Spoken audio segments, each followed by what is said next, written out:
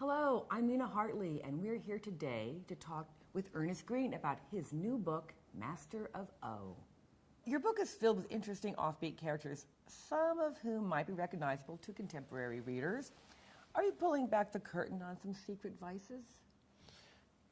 If I were to do a thing like that, I would do it in such a fashion that the vices would become visible, but the secret aspect would remain. I do not whip and tell. So we'll never know who's been at the end of your whip, I hear. But you're welcome to conjecture. Lovely. I will neither confirm nor deny. Your characters live in a world of luxurious consumerism that seems almost sexual in nature. Is that a deliberate connection or just fantasy wish fulfillment?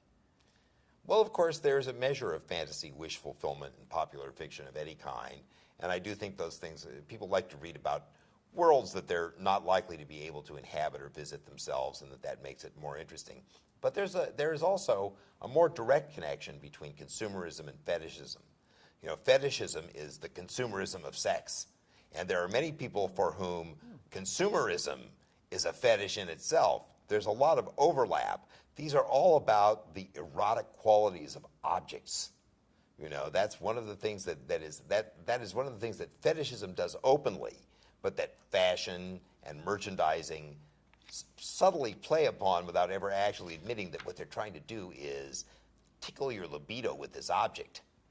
That goes right into, so talking about objects, objects. Is this common practice to give yourself over to someone so much that you allow them to tattoo you or ring you as their property? I wouldn't call it common. I would say that among people who identify as members of the BDSM community, these kinds of symbolic signifiers are, not uncommon, but they're not required either. It's not the kind of thing that automatically comes with the territory. And indeed, not everybody who has some kind of kinky body modification is a kinky person.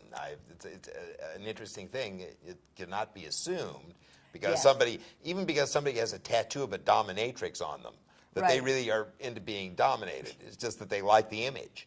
So there is an overlap between the body mod culture and the BDSM culture, but they are not interchangeable. Got it. So Ernest, it's no secret that the community of BDSM players has experienced tremendous growth in recent years, and that it's developed its own set of rules and conventions. But though you show us that world, your characters don't always do it by the numbers. How do you think this book will be received by other kinksters?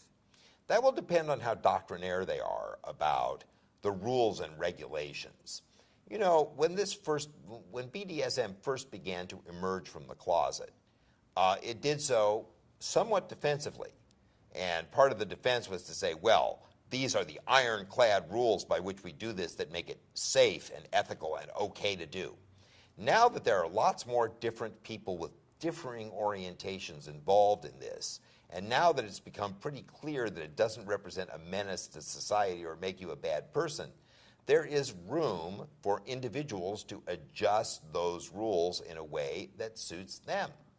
And I think some people are going to say, well, these people don't talk about consent and they don't negotiate and so on and so forth. These are very advanced BDSM players who've been doing it for years, in which 5 minutes of conversation establishes all the negotiated limits that you need to have. Like I say, if Thelonious Monk and Miles Davis got together, they would not need to discuss the history of jazz theory to be able to have a darn fine time. Exactly.